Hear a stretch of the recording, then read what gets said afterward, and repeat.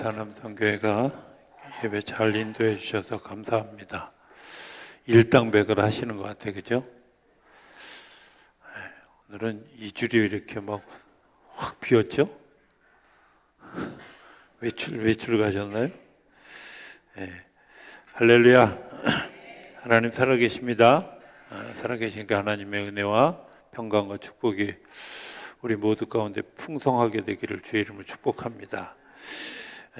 97년도에 그 미국에 갔을 때 특별한 경험들이 여러 번 있어서 제가 그 얘기를 자주 하게 되는데, 한 번은 그 30일 동안 이제 이 집 저 집 가서 자다가 하루는 이제 꽤 부잣집에 가서 하룻밤을 유하게 됐어요. 근데 그 집이 3층 집이에요. 마당도 있어요. 그리고 두 분이 다 약사예요.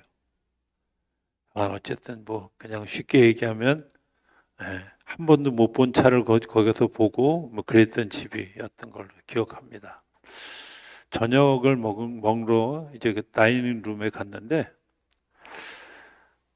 분명히 샹들레도 있고 불도 다 많은데 테이블 위에 촛불 하나만 켜놓은 거예요. 얼굴이 저쪽에 있는 사람이 얼굴이 보일 듯 말 듯하게 해놓고 밥을 먹으라는데 이게 참, 그래서 제가 이제 그 주인에게 물었어요. 결국 어떻게 해놓고 먹어야 되냐 그랬더니 제일 먼저 한 말은 우습게 그날 그 스테이크를 썰었는데요. 걱정하지 마세요. 절대 손배는 일은 없습니다. 이게 첫 번째 말이었고요. 두 번째 말은 이렇게 하면 이 희미한 불빛 아래서 보면 상대방의 얼굴이 다 이뻐 보인다는 거예요. 근데 제가 그러고 생각해 보니까 뭐 지금은 잘 그렇게 하는 게 별로 없지만 다 이렇게 막 가 씌워가지고 막 등 해놓은 취침등이라는 등 있잖아요. 그거 왜 해놨을까 이런 생각을 해보면 화장 안 해도 그냥 다 이뻐 보이게 하려고 그런 게 아니었을까. 거꾸로 생각해 보면 우리가 화장을 잘 하고 햇빛에 나가면 화장한 티가 다 나잖아요. 그냥 못 본 척하는 것뿐이지 사실은 다 나요. 생각해 보면 어두운 곳에 있으면 우리가 그 어두운 것 때문에 내 부족함이 감춰지지만 빛 가운데로 나가면 자기의 있는 모습 그대로가 다 보여진다는 거죠. 우리가 생각해 보면 사람들이 어두운 상태에 있으면 내가 왜 죄인이에요? 이렇게 반문하게 되고요. 또 나만 죄인인가요? 이렇게 반문하게 되고요. 세상이 나쁜 거지. 그리고 다른 사람이 잘못한 거지 하고 다 원망을 하게 된다고 생각합니다. 정직해지지 않는 거죠. 이번에 그 대림절에 들어오면서 제가 특별히 이제 성경을 읽어가면서 하나님께서 이렇게 강하게 주시는 마음들이 이번 대림절에 제 마음속의 기도는 정직함에 대한 것들이 자꾸 마음에 와 닿습니다. 오늘도 아마 그런 유의 이야기가 될 것 같이 생각이 되어집니다. 오늘 본문의 이야기도 그런 거잖아요. 주님 나를 떠나십시오. 내가 죄인입니다. 이번에 성경을 읽으면서 제 눈에 확 들어왔던 그리고 마음에 확 와닿았던 구절입니다. 주님 나를 떠나십시오. 내가 죄인입니다. 가까이 하면 불편해질 겁니다. 뭐 이런 얘기가 아니라 정말 자기 자신을 솔직하게 고백하는 그런, 어쩌면 우리가 우리 스스로 아는 자신의 가치를 아는 데는 몇 가지 지식이라고 하는 세계 가운데 몇 가지 가치가 있다고 생각합니다. 하나는 지식적인 가치죠. 일단은 사람이 아는 게 있어야죠. 머리가 어쨌든 따라줘야 됩니다. 그래야 머리가 둔하면 알 수 없죠. 가르쳐줘도 모르고요. 또 잘 설명해도 모르는 때가 있죠. 보아도 모르고 들어도 모르는. 그래서 지능적 가치 되게 중요합니다. 두 번째는 감성적 가치입니다. 마음으로 보는 겁니다. 마음으로 듣는 겁니다. 마음이 있어야 들리고 마음이 있어야 보는 거죠. 그렇죠? 예배당에 우리가 다 같이 들어왔지만 관심하고 있는 부분이 다르죠. 어떤 사람은 오늘 예배당에 초가 켜져 있는지 꺼져 있는지, 뭐 크리스마스 트리가 생겼는지 안 생겼는지 이런 거 모르는 사람도 많아요. 저 같은 사람. 예. 오죽하면 우리 교육자들이 목사님 추리했어요. 그리고 교육자 방에 사진을 올려놔야 했구나. 예. 관심이 없는 거죠. 내가 마음이 있어야 보이는 거죠. 마음이 있어야 듣는 거죠. 내 감정이 가야 내가 알게 되는 거예요. 세 번째는 신뢰적 가치가 있는 거예요. 믿음이 있어야 들려집니다. 믿어질 때 들려지는 거죠. 믿는 것만 듣습니다. 믿지 않는 것들은 사실은 아무것도 우리 귀에 들어오지 않습니다. 대화를 할 때 저 사람이 나를 속일지도 몰라. 그러면 그 사람이 무슨 얘기인지 하나도 안 들어요. 몰라요. 믿음으로 들으면 그 믿음으로 들은 것 때문에 내 지식이 되어질 수 있죠. 더 중요한 거 하나 있는데 그게 뭐냐면 경험적 가치라는 겁니다. 경험한 것만 아는 거죠. 되게 위험한 것 중에 하나인데 경험한 것만 알다 보면 경험하지 않은 것을 내가 도외시한 것 때문에 모험이라는 것을 하려고 하지 않습니다. 도전이라고 하는 것을 하려고 하지 않습니다. 사실은 지구인이 가지고 있는 DNA가 그런 거잖아요. 옛날에 땅이 지구가 이렇게 평평하다고 생각하고 어느 순간에 가면 낭떠러지가 있을 것이다 라고 생각해서 밖을 벗어나 본 적이 없죠. 바다 가운데로 나가는 일들을 생각해 본 적이 없어요. 그런데 나중에 그것이 둥그렇고 다시 돌아오게 되어지고 그리고 어느 곳에 가든지 배가 떨어지지 않는다는 사실을 알게 된 거죠. 이런 것들을 생각해 보면 만약에 그런 도전을 하지 않았더라면 아무도 그런 사실을 모르고 여전히 지구는 평평하다고 생각하고 살아가게 될 것이라는 겁니다. 도전한 것 때문에 내가 모험한 것 때문에 얻어지는 경험적 가치가 있습니다. 하나 더 중요한 거 하나는 정직함의 가치입니다. 정직하고 겸손할 때 내가 나를 바로 알 때 바른 지식이 이루어지는 거죠. 생각해 보면 내가 나를 속이는 경우가 되게 많이 있어요. 그렇죠? 오늘 본문에 나오는 이야기 이런 것 같아요. 베드로가 우리가 잘 아는 얘기입니다. 제가 여러 번 설교했던 이야기인데 또 이걸 해야 되나 이런 생각이 들었어요. 하지만 8절에 제가 중심에 키를 두고 오늘 말씀을 묵상하려고 그래요. 자, 베드로가 밤새 그물을 낚으려고 하고 그물을 던졌는데 한 마리도 낚지 못했습니다. 그리고 그물을 다 씻었습니다.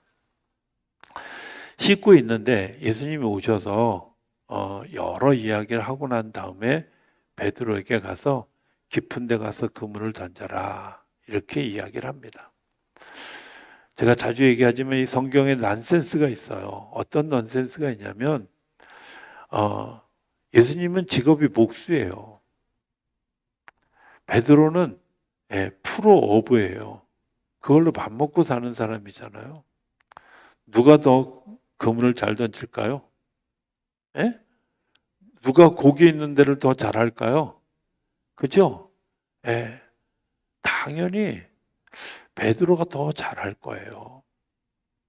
그런데 예수님이 그렇게 이야기하니까 베드로가 참 착한 사람이다, 훌륭한 사람이다 라고 생각하는 게 마음에 내키지도 않아요. 그리고 해보나 마나 뻔할 거라는 것도 알아요. 그런데 성경에 보면 이렇게 얘기해요. 말씀하시니 말씀에 의지하여 내가 그물을 던지리이다. 네. 제 성경에는 이렇게 써 있어요. 뭐라고 제가 이렇게 가로치고 연필로 써놨거든요. 못 잡을 건 뻔하지만, 네? 못 잡을 건 뻔하지만 내가 말씀에 의지하여 아마 베드로의 마음속에 어떤 마음이 있었냐면 던져서 빈 그물을 올려온 거 보고 예수님 틀리셨지요? 이거 아마 확인시켜 주면서 내가 그래도 이래봐도 프로입니다. 뭐 이런 이야기를 좀 하고 싶었던 게 아니었을까 하는 생각을 하게 돼요. 그런데요, 만약에 우리가 그런 마음을 가지고 던졌는데 고기가 안 올라왔으면 이야기가 성립이 안 될 텐데요. 문제는 그렇게 삐뚤어진 마음을 가지고 던졌는데도 불구하고 그물에 가득히 고기가 잡혔다는 거예요. 핵심은 뭐냐면요. 내가 순종할 마음이 없었어요. 정직하지 않은 마음이에요. 분명히 이거 안 될 것 뻔해 라고 생각하고 그물을 던졌는데 그물에 고기가 가득. 이걸 은총이라고도 얘기하고요. 은혜라고도 얘기해요. 나는 한 게 없는데, 아니 나는 부정했는데 하나님은 그 부정한 나를 들어서 쓰셔서 하나님의 역사를 이루어가게 하신다. 말라기 3장에 보면 우리 교인들이 별로 듣기 싫어하는 구절이죠. 11조 드려라. 이런 구절이 나와요.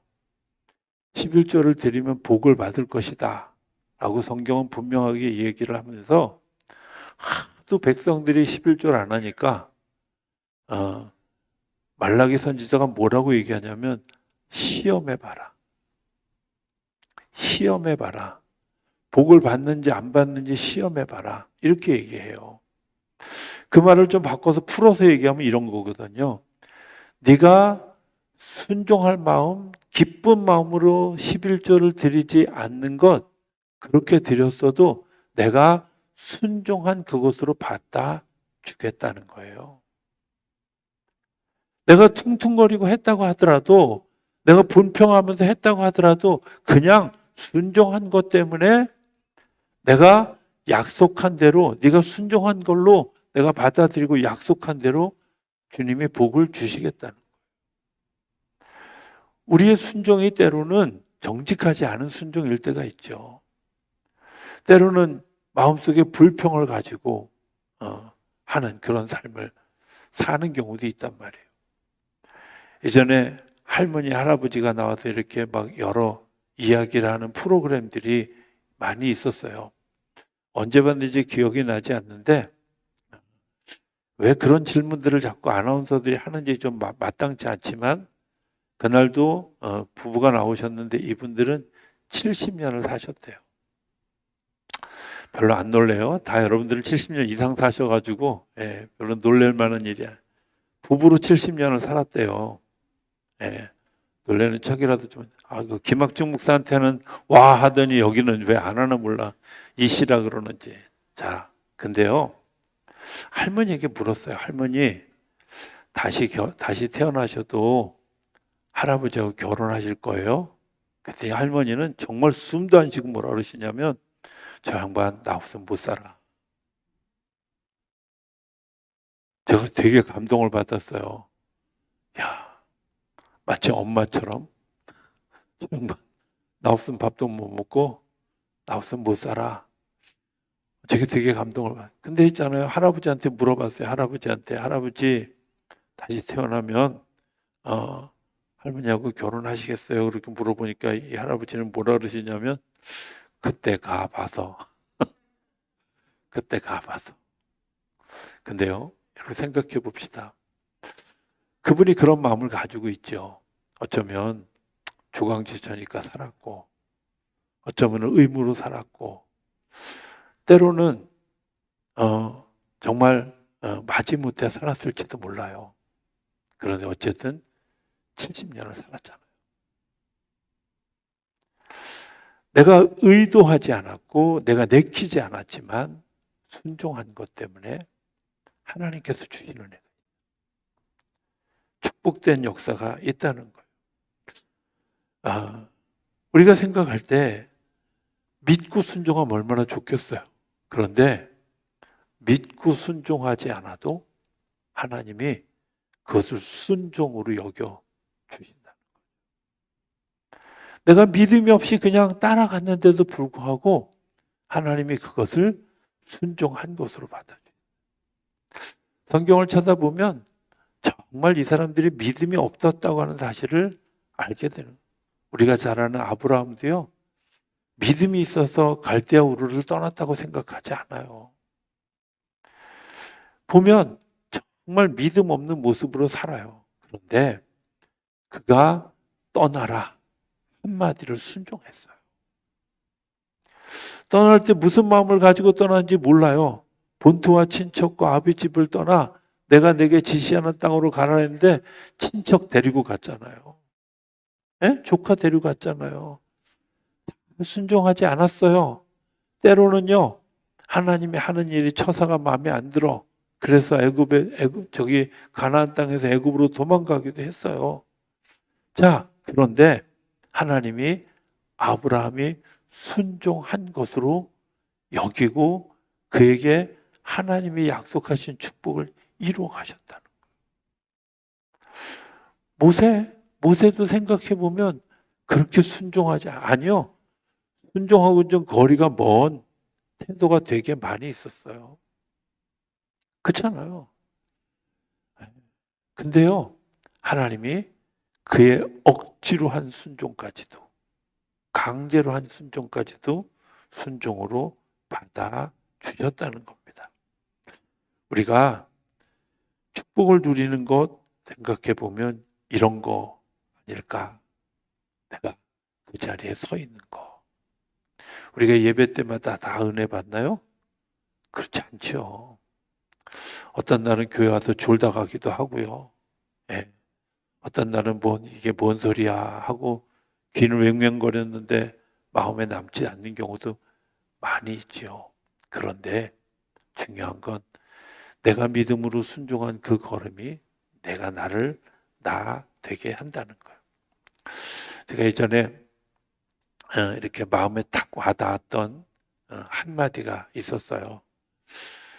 제가 어려서 조금 아마 좀 뭐랄까 산만했던 것 같아요. 되게 산만했던 것 같은데 초등학교 3, 4학년쯤이었던 걸로 제가 기억을 해요. 근데 뭐냐면 공부는 머리로 하는 게 아니라 엉덩이로 하는 거다.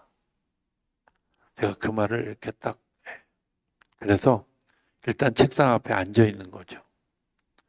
책상 앞에 앉아 있는 훈련을. 근데 책상 앞에 앉았는데 책을 딱 펴니까 이게 까만 건 글씨고 하얀 건 종이고 그렇잖아요, 다.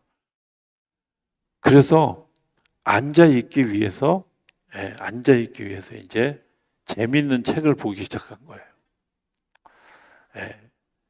모든 어린아이들의 필독서의 만화부터 시작해. 어쨌든 엉덩이 붙이고 앉아 있는 거예요.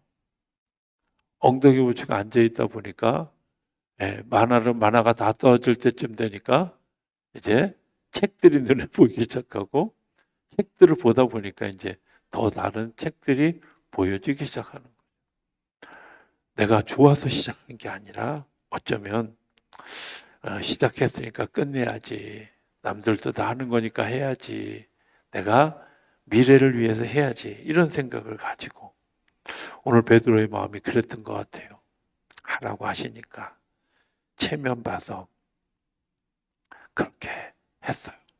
근데 내가 원했던 성과가 얻어졌잖아요. 베드로의 마음이 무슨 마음이 들었을까요?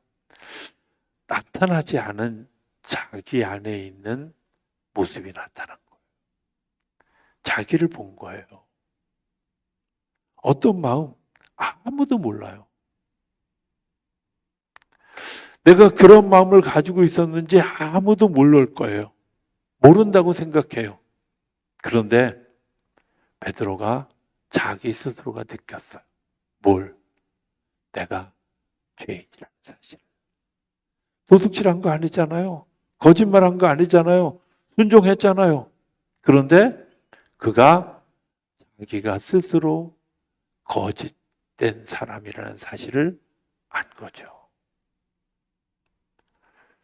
겉으로는 순종했지만 속으로는 순종하지 않은 거죠. 결과는 좋았지만 내가 그 일에 대해서 기뻐함으로 하지 않았던 것 같아요. 한 번 더 생각을 해보면 이런 것 같아요. 베드로가 예수님이 그물을 던지라고 할 때 주님 감사합니다. 아이디어를 주시니 감사합니다. 제가 힘써 해보겠습니다. 하고 순종했더라면 얼마나 행복했겠어요. 그렇죠? 주님 말씀하시니 억지로 하겠습니다가 아니라요. 제가 한번 해보겠습니다. 그러고 얻어졌으면 정말 그 풍어도 있잖아요. 그런 풍어가 없잖아요. 사람들을 데려다가 그물을 끌어올리고 2배에 가득 찰 만큼 10,000선 정도가 아니라 20,000선이잖아. 배 2개니까. 예, 못 알아들으셔서 할 수 없어요. 예. 이런 거 잘 모르시죠? 20층 건물에서 10,000원으로 엘리베이터를 타고 내려오면 가격이 뚝뚝뚝 떨어져요. 20만 원, 19만 원. 예. 네, 그래도 못 알아들으면 할 수 없는 거 어떻게. 어쨌든 보세요. 그런 만선을 경험했는데 그가 뭐라 그래요? 예수님 앞에 와서 죄인입니다. 저를 떠나십시오. 베드로가 삶을 살았던 삶의 내용들을 가만히 들여다보면 그런 데 있지요. 말씀하셨는데 순종하지 못한 때 있었어요. 네가 나를 3번 부인하리라 얘기했을 때요. 절대 그런 일 없습니다. 했잖아. 양을 치라고 할 때 그때도 고집스럽게 저는 주님을 아가페할 수 없습니다. 필레오 할 뿐입니다. 라고 이야기했어요. 그러나 그는 늘 그 자리에서 예수님이 가셨던 길을 따라가는 거죠. 믿음의 길을 따라. 주님이 그걸 의롭다 하고 인정해 주는 거예요. 그래서 복을 주시는 거예요. 내가 마음으로 하지 않더라도 제가 올 성탄절을 준비하면서 제 마음속에 이런 마음이 겉으로 드러나 있는 형식적 언어, 사람이 좋게 하려고 하는 언어, 이런 언어가 아니라 정말 내 마음에서 우러나오는 진실한 언어가 내 안에 있었으면 좋겠다. 진짜 언어, 진짜 순종, 진짜 행동. 사도행전 27장에 보면 276명의 탄 배가 풍랑 속에서 10나흘이나 풍랑 속에서 헤매요. 모든 사람이 두려워 떨고 있는데 어느 날 사도 바울이 이야기합니다. 여러분들 안심하십시오. 아무도 죽지 않습니다. 제가 로마에 가서 그 로마의 법정에 서야 되기 때문에 하나님이 우리 배를 지켜주신다고 하셨습니다. 하고 선포해요. 뭐 했어요? 믿은 거죠. 현상은 지금 믿을 만한 현상이 아니에요. 여전히 풍랑 가운데 있고요. 배는 다 날아가서 그냥 바람 부는 대로 흘러갈 뿐이에요. 현상은 아무것도 변한 것이 없어요. 여전히 두려워 떨 수밖에 없는 상황이에요. 그런데 주님이 말씀하셨어요. 주님의 말씀하신 것을 내가 믿었어요. 믿고 이야기하는 겁니다. 믿고 선포하는 겁니다. 믿고 일하는 겁니다. 믿음, 하나님이 하실 것을 하나님이 말씀하셨기 때문에 믿는 거죠. 마태복음 8장에 보면 백부장이라고 하는 사람이 나오죠. 네, 백부장은 이방인입니다. 로마의 군인입니다. 로마의 군인인데 하인이 병들은 것 때문에 예수님을 찾아왔어요. 그러니까 예수님이 뭐라 그러냐면 그래, 그 마음이 갸륵해서 내가 너희 집에 가겠다. 그러니까 백부장이 뭐라 그러냐면 아니요, 말씀만 하십시오. 그러면 나을 줄도 믿습니다.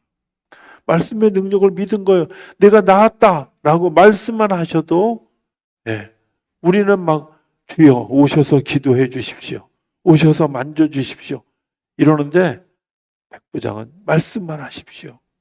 주님의 말씀이, 주님의 명령이, 주님의 선포가 실제가 될 줄로 믿습니다 하는 거잖아요. 이게 믿음이죠. 우리가 내 마음이 따라가지 않는 것을 순종했을 때도 하나님이 우리 가운데 오셔서 축복해 주셨다면 적어도 주님 제가 정직하게, 주님 제가 죄인입니다. 제가 주님 곁에 있을 만한 자격이 있는 사람이 아닙니다. 주님 나를 불쌍히 여겨주세요. 이렇게 이야기하는 사람이 있다면 하나님이 그를 더 귀하게 여기지 않았을까 하는 생각을 하게 되죠. 우리가 어떤 마음을 가지고 있는가, 어떤 생각을 가지고 있는가. 오늘 혹시 나의 언어는 하나님이 듣고 계신 것을 잊어버리고 사람 앞에서 적당히 적절하게 자기 언어를 사용하고 있으면서 나는 정직하다고 속고 있는 것을 아는지. 예수님이 십자가에서 돌아가실 때의 그 모습은 많은 그림이나 영화에서는 감춰져 있지만 사실은 벌거벗겨져서 십자가에서 그 고통을 당하셨어요. 제가 한동안 이런 컴플렉스가 있었어요. 안경을 벗으면 벌거벗긴 것 같은 느낌이 있었던 거예요. 그래서 제가 안경을 잘 안 벗어요. 집에 가지 않는 한 잘 안 벗어요. 근데 수영장을 가니까 안경을 벗더라고. 제가 그게 어느 순간에 치료가 됐어요. 아, 안경 벗어도 되는구나. 단지 안 보일 뿐이지. 그 대신에 제가 안경 벗었을 때 제 앞에 오면 위험합니다. 왜냐하면 눈에 뵈는 게 없기 때문에 위험합니다. 어찌됐든 여러분들 그게 주님 앞에 정직한 거죠. 있는 모습 그대로, 내 모습 그대로. 주님이 우리에게 이렇게 약속해 주셨습니다. 너희가 나를 아빠라고 부르면, 아버지라고 부르면 너희가 내 자녀가 될 것이다. 믿어지지 않아요. 그죠? 그래서 어떤 분은 그랬다는 거잖아요. 아들이 교회 가서 아버지, 아버지 그러고 며느리가 교회 가서 하도 아버지, 아버지 그러니까 저것들이 숨겨놓은 아버지가 또 있나. 그랬다잖아. 그런데요. 아버지라고 부르면 내 자녀가 되게 하겠다. 자녀가 되게 하겠다는 하나님이 준비한 축복, 하나님이 준비한 회복, 하나님이 준비한 우리를 만지심이 우리 가운데 있을 것이라는 것을 약속하신 거죠.